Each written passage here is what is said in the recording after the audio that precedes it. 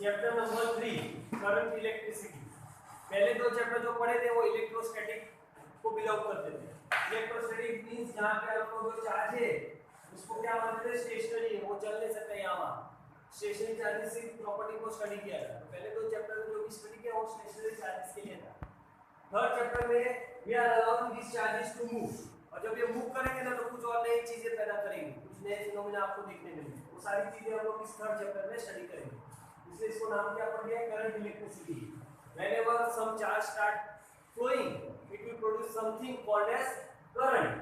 तो उस करंट की अभी हम डेफिनेशन देंगे, proper definition. Okay,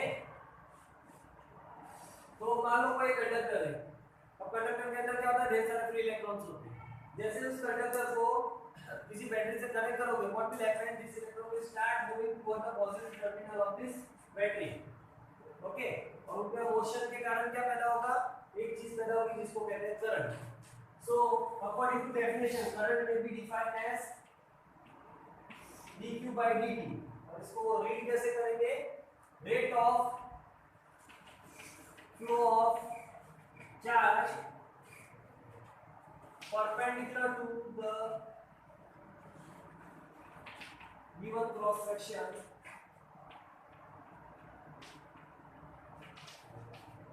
of wire is called as electric current or simply current।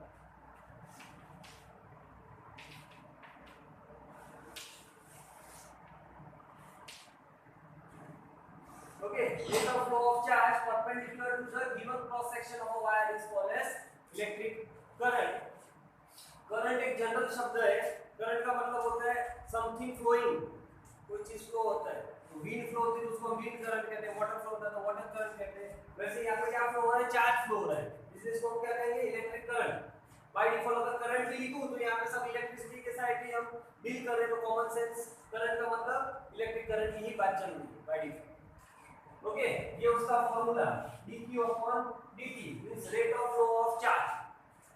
Okay, मतलब पर सेकंड ये वायर लिया हमने, इसका कुछ क्रॉस सेक्शन होगा, किसी इंसान को यहाँ पे हमने बिठा दिया, भाई आप चेक करो पर सेकंड यहाँ से कितना इलेक्ट्रॉन्स पास हो रहा है। तो उसने क्या देखा कि dt टाइम के अंदर dq इलेक्ट्रॉन्स फ्लो कर रहे हैं। और कौन से इलेक्ट्रॉन को चेक करना है, वही इलेक्ट्रॉन जो क्रॉस सेक्शन को कैसे जा रहे हैं, परपेंडिकुलरली जा रहे हैं, वही काउंट करने। तो पर सेकंड जो परपेंडिकुलरली क्रॉस सेक्शन को पास किए, that electron with that charge divide by time will be the current. Okay, तो चार्ज का फार्मूला सबको पता है, चार्ज का होता है number of electron into charge of single electron. Okay, so जब भी आपको करंट का फार्मूला यूज करें, ये यूज करेंगे I = dq by dt, this will be a general formula. अगर मान लो कांस्टेंटली फ्लो हो रहा है, कांस्टेंट रेट से फ्लो हो रही है, फिर क्या होगा, कांस्टेंट रेट से फ्लो होंगे तो I = q by t हो जाएगा फॉर कांस्टेंट डी। 1 घंटे के लिए माप रहे थे, 10 घंटे के लिए माप ले, पर सेकंड उसको सेम ही मिलेगी, फ्लो कांस्टेंट हो रहा है। और फ्लो कांस्टेंट नहीं है तो ये dq by dt। आगे बात समझ में, करंट की डेफिनेशन। करंट की डेफिनेशन में rate of flow of charge है, पर कौन सा चार्ज काउंट करना है, only which is passing perpendicular to the cross section.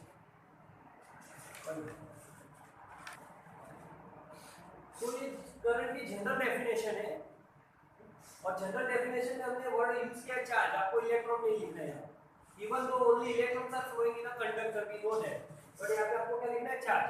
क्योंकि जरूरी नहीं है हमेशा कंडक्टर की करंट की बात करें, इलेक्ट्रोलाइट के अंदर भी करंट होता है। इलेक्ट्रोलाइट के अंदर जो करंट फ्लो होगा वो पॉजिटिव और नेगेटिव आयन के फ्लो के कारण होता है। ओके, तो इन जनरल हम यहां शब्द क्या यूज करेंगे, चार्ज यूज करेंगे, not electron. Even though figure में आपको इलेक्ट्रॉन दिख रहे हैं। मान लो अब करंट की ऐसा ही नहीं ढूंढते, करंट का मतलब चार्ज अपॉन टाइम। चार्ज की क्या कूलम और टाइम की सेकंड, तो इसका होगा कूलम सेकंड इनवर्स। इसको स्पेशल नाम क्या दिया है, एम्पियर। सिंबल क्या है, कैपिटल ए। इसकी असाइनमेंट को स्पेशल नाम कहते हैं एम्पियर। तो एग्जाम में कूलम पर सेकंड लिख के नहीं आना है आपको, क्या लेके आना है, एम्पियर दिया हुआ। डायमेंशंस एम्पियर खुद एक फंडामेंटल यूनिट है, उसके डायमेंशन का -0 लेंथ 0 टाइम 0 -1 नहीं, समझे? और एम्पियर 1 टाइम -1 मत लिखिए, ये 1। अभी हम लोग ना 1 एम्पियर की डेफिनेशन देंगे। 1 एम्पियर करंट किसे कहते हैं? ओके, I = Q/T होता है। So if charge is equal to 1 coulomb and time is equal to 1 second, then क्या होगा? Then current will be equal to 1 ampere. So I can define 1 ampere as a current. Okay, 1 ampere current कब कहेंगे? When a charge of 1 coulomb passes through a given cross section in 1 second perpendicular to that cross section, then we say current through that cross section is 1 ampere. किसी cross section में से 1 coulomb charge निकल रहा है, कितने time में? 1 second time में। और कैसे निकल रहा है? Perpendicular to that cross section, that is से current through that cross section is 1 ampere. सही बात है। और एक डेफिनेशन भी आती है 1 एम्पीयर, वो चौथे चैप्टर में है। तो एग्जाम में सिर्फ पूछा है डिफाइन 1 एम्पीयर, तो आप दोनों में से कोई भी डेफिनेशन दे सकते हैं। और स्पेसिफिकली पूछा है define 1 ampere in terms of force, तो फोर्थ चैप्टर में in terms of force I. Okay, यहाँ पे फोर्स वगैरह कुछ नहीं, तो फिर वो वाली ही लिखनी पड़ेगी। Next is conventional current and electronic current. Conventional word का मतलब क्या होता है? कन्वेंशनल वर्ड का मतलब होता है अपनी धारणा, मतलब हमने कुछ धार लिया कि इसको ऐसा कहना है, इसको ऐसा कहना है, तो हमने एक कन्वेंशन स्पीक कर दी, तो आगे की जो भी पीढ़ी आएगी ना वही कन्वेंशन यूज करके उस चीजों को आगे डेवलप करेंगे। तो जैसे कि हम बोलते हैं ना इलेक्ट्रॉन पे नेगेटिव चार्ज है, प्रोटॉन पे पॉजिटिव चार्ज है, जो अपने साथ लेके नहीं आए थे साइन, ये हमने उसके ऊपर एक कन्वेंशन स्पीक किए। हमने धार लिया कि इलेक्ट्रॉन पे नेगेटिव चार्ज है, प्रोटॉन पे पॉजिटिव चार्ज है, और एक पॉजिटिव नेगेटिव एक दूसरे का अपोजिट बिहेवियर शो करते हैं। ओके, तो साइन तो अपने हिसाब से दिए, साइन इसलिए अलग दिए बिकॉज़ दोनों का बिहेवियर एग्जैक्टली उल्टा है एक दूसरे का। ये जो करता है पाथ फॉलो, उसका एग्जैक्ट उल्टा पाथ ये फॉलो करता है, इसलिए हमने साइन उनको अलग अलग दे दिए। तो इसको पॉजिटिव दे देता और इसको नेगेटिव, तो फिर उस हिसाब से वो कन्वेंशन चलते थे। एक बार पहले जिसने ढूंढा उसने कन्वेंशन फिट कर लिए, हमें अभी आगे वही यूज करना है।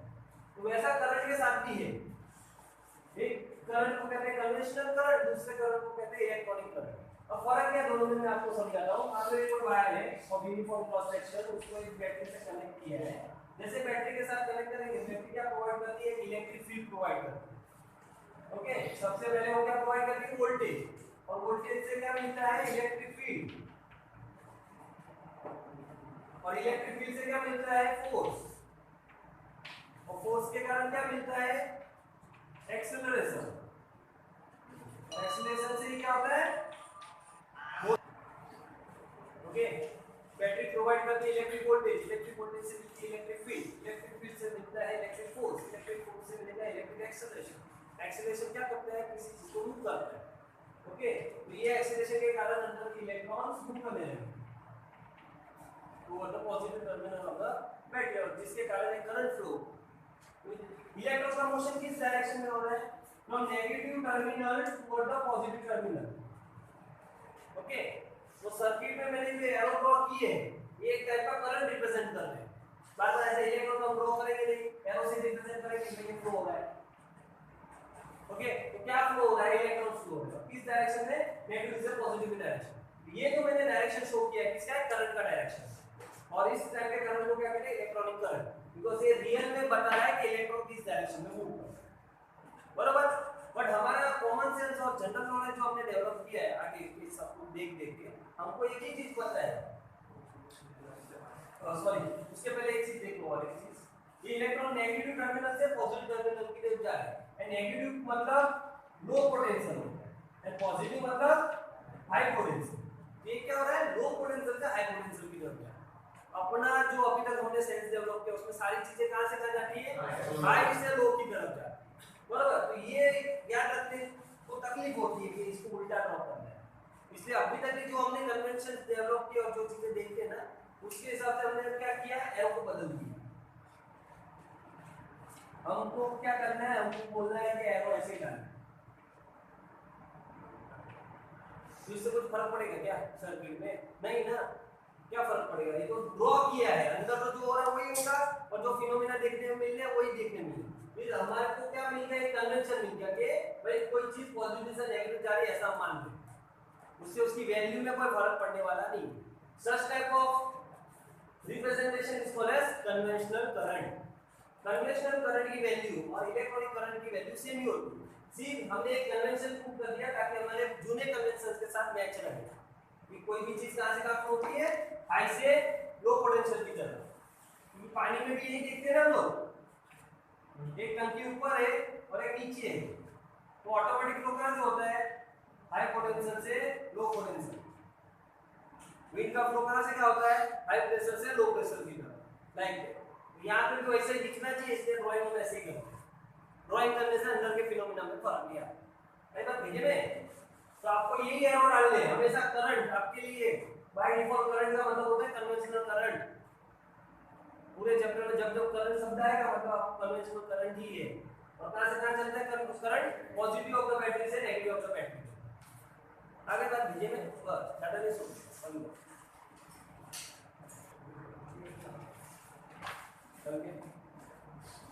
तो वी नो करंट है सम डायरेक्शन। तो अगर मैं कोई सर्किट ड्रॉ करूं ना,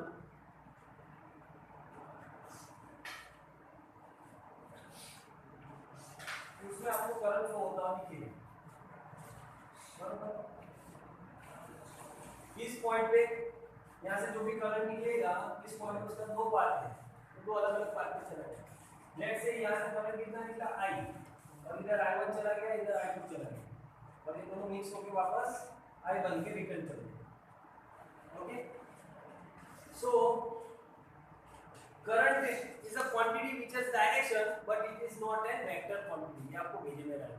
करंट क्या है, एक scalar quantity, even though it has direction it is not a vector quantity. क्योंकि वेक्टर होने के लिए क्या होना चाहिए, मैग्नीट्यूड, डायरेक्शन और एक चीज भी होनी चाहिए। कौन सी चीज होनी चाहिए? किसी क्वांटिटी को मुझे अगर वेक्टर कहना है ना, वो तीन चीजें सेटिस्फाई करनी चाहिए। उसका मैग्नीट्यूड होना चाहिए, डायरेक्शन होना चाहिए, और क्या होना चाहिए?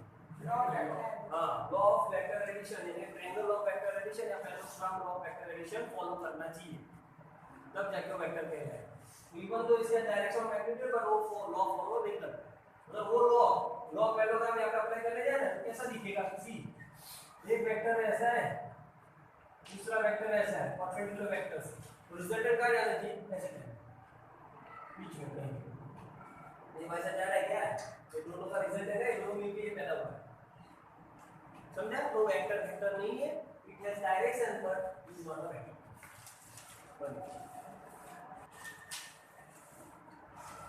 तो कोई बता सकता है कि कंडक्टर में करंट किस कारण फ्लो हो रहा है?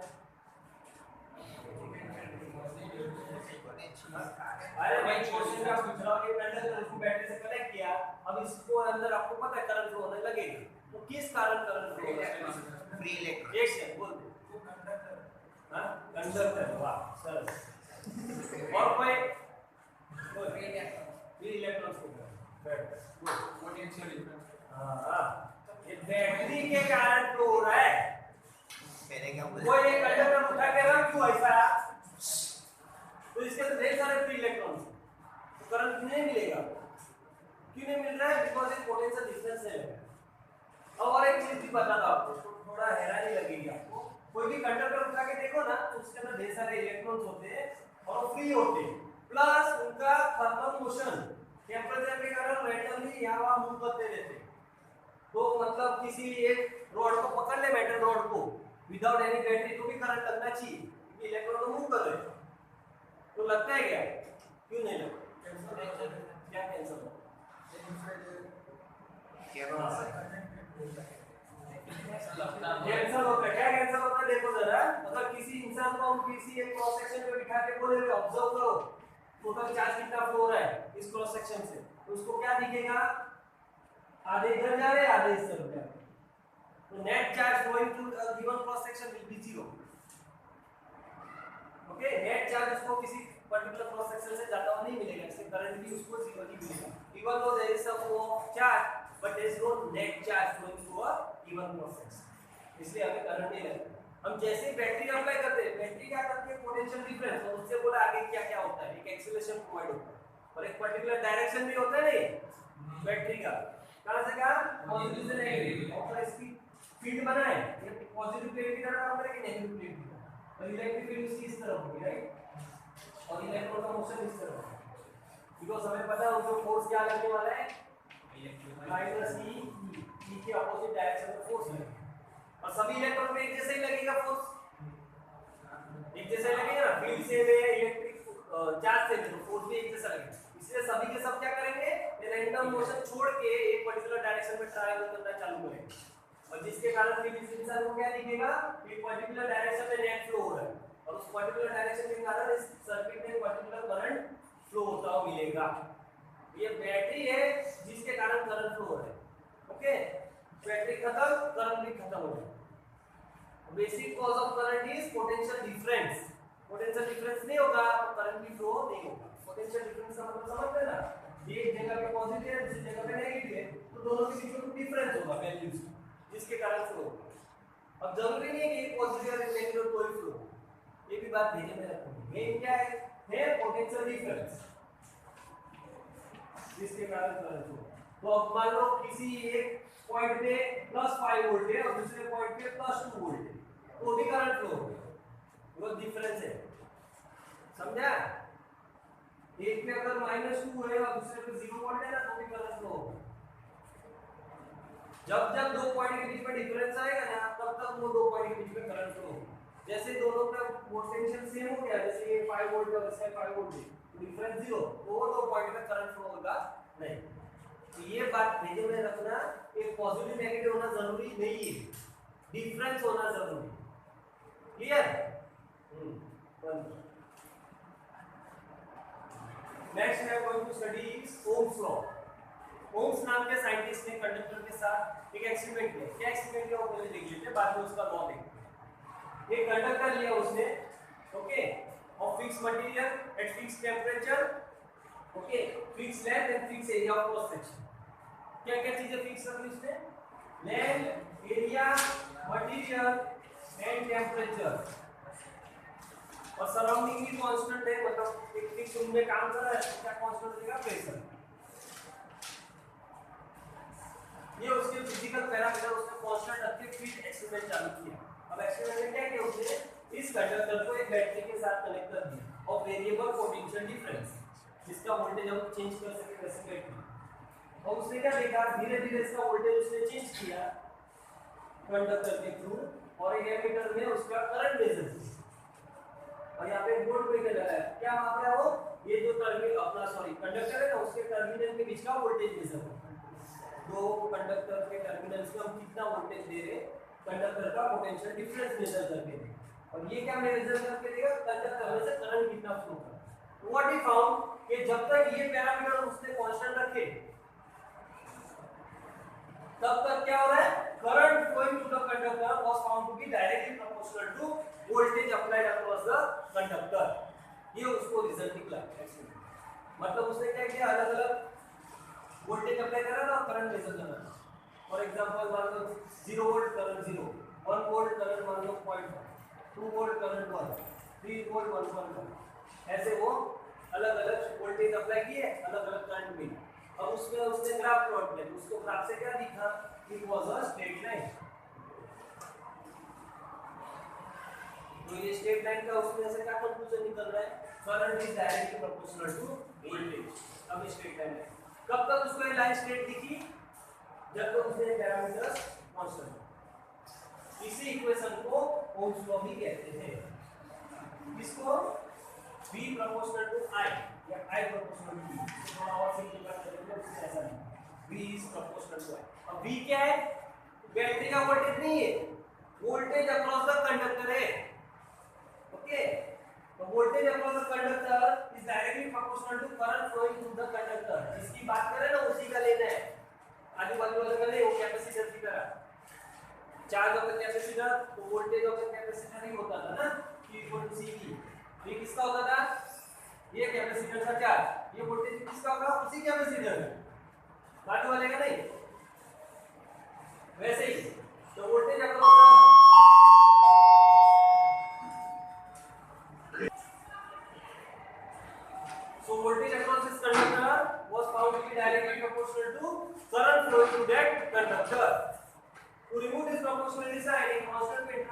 दिया गया, इसका सिंबल है R. Okay, net constant was found to be resistance of the conductor. इस कांस्टेंट को क्या नाम पड़ा? Resistance of conductor. ठीक है, तो R का फॉर्मूला क्या आ जाएगा? V upon I. So even though it is given as V upon I, but R does not depend on V and I. ये जो रेजिस्टेंस नाम की वस्तु है ना वो वोल्टेज पे डिपेंड करती है ना करंट पे, भले वो फॉर्मूले में लिखता हो. तीन फैक्टर्स पे डिपेंड करती है. R depends on these factors: length, area, material of the wire, temperature and pressure of the wire. In parameters पे डिपेंड करता है, वोल्टेज और करंट पे डिपेंड नहीं करता. अरे बात भैया बस करो एक मिनट. किसकी तरह ये चीज है? कैपेसिटर की तरह. C क्या होता था? Q अपॉन V ना Q पे डिपेंड करता था ना V पे. फिजिकल पैरामीटर्स पे डिपेंड करता था, एरिया, परमिटिविटी और डिस्टेंस. ये भी वैसा ही है. बन गया.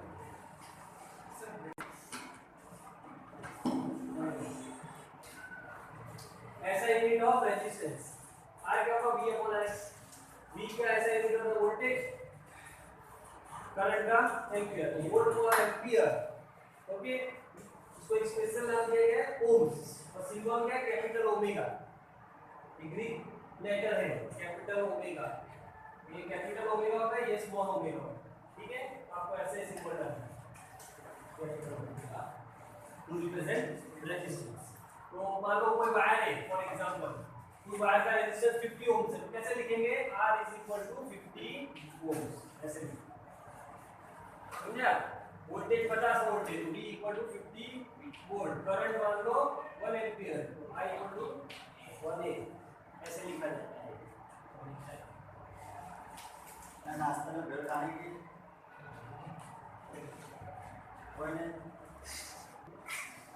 ठीक है. फिर डायमेंशन क्या होंगे? वोल्ट का क्या होता है? न्यूटन पर कूलम मीटर, क्योंकि वोल्ट होता है electricity electric field into distance. Distance का मीटर और इलेक्ट्रिक फील्ड का क्या होता है? न्यूटन पर कूलम. फोर्स पर यूनिट न्यूटन पर यूनिट मीटर और एम्पीयर इनवर्स. न्यूटन का KG metre second square, coulomb का एम्पीयर इनवर्स सेकंड इनवर्स, फिर मीटर, फिर एम्पीयर इनवर्स. फिर ये सब खोलने के बाद इतना बचेगा. ये उसके डायमेंशन. एक बार भेजे में बन